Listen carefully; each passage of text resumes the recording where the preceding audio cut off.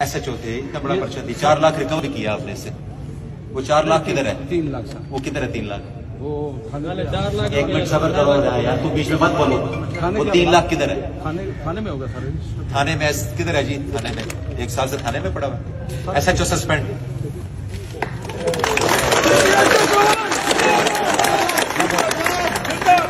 मैंने आपको पहले दिन कहा था जुल्म नहीं करना।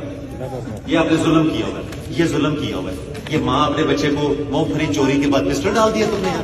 Please close to line, suspend. DSP साहब, आप क्या कर रहे हैं इस सर्कल में? अगर आपको इनको ये नहीं पता लगा और यार इसको छोड़ो। ये क्या है? ये इस बीबी के साथ क्या हुआ है? सर मेरे से मूंगफली का पर्चा भी दे दिया, ऊपर से असले का पर्चा भी दे दिया। नहीं सर, मैं नहीं आए तो फिर मैं आके पूछ रहा हूँ, तो आप भी जाके पूछ लेना। अगर आपके SHO आपके काबू में नहीं है और जिसकी जो मर्जी जिन्हों फाड़ लो। ओ भाई, ये क्या भेड़ बकरियां हैं?